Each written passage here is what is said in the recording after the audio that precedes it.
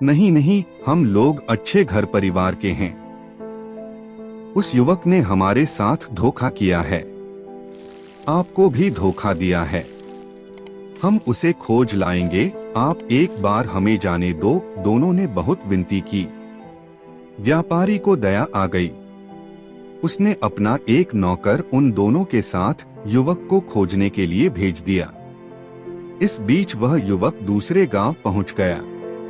वहां एक हलवाई की दुकान पर जाकर गपागप मिठाई खाने लगा।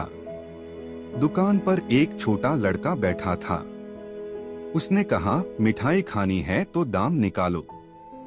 देखो बच्चे, मैं तुम्हारे पिताजी का दोस्त हूँ।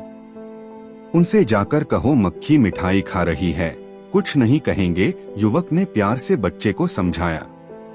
जब उस बच्चे ने जाकर पिता को बताया तो वे नाराजगी से बोले, जाओ जाओ, मक्खी तो मिठाई खाती ही है। चिंता मत करो, एक मक्खी कितनी मिठाई खा लेगी। बच्चा लौटा।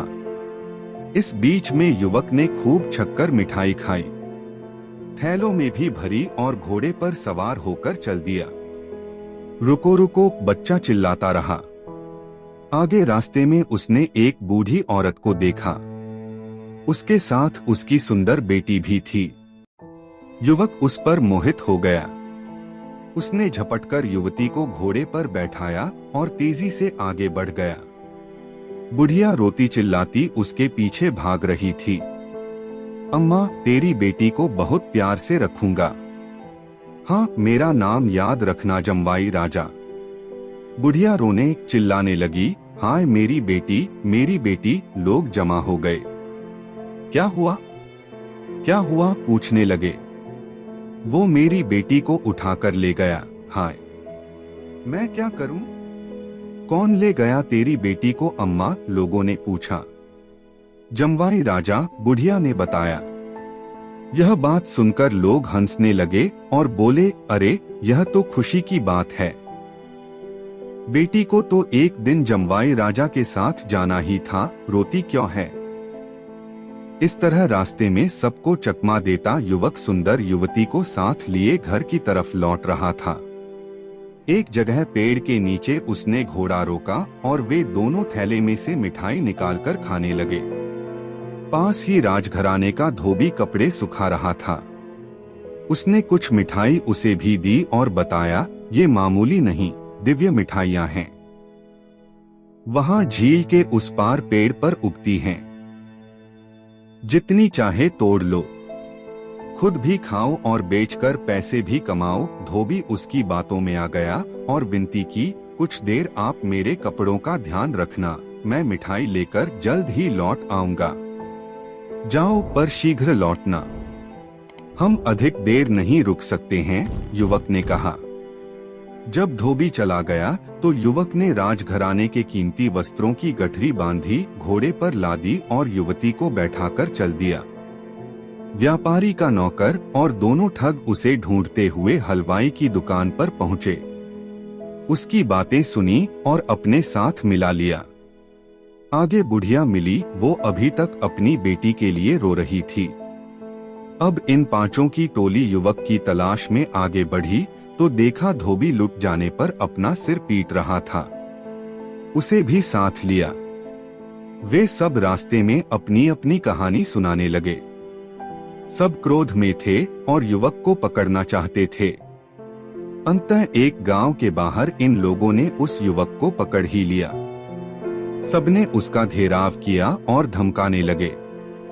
बचने का कोई उपाय न देख वह बोला, देखो भाई, आप सब मेरी बात सुनो, मैं कोई चोर उचक्का नहीं हूँ। मैं आप सबका सामान लौटा दूंगा। जो मिठाई मैंने खाई थी उसके पैसे दे दूंगा। मैं तो परख रहा था कि कैसे लोग आसानी से बेवकूफ बन जाते हैं। आप सब छोटे मोटे फायदे के लिए मेरी बातों में आ गए।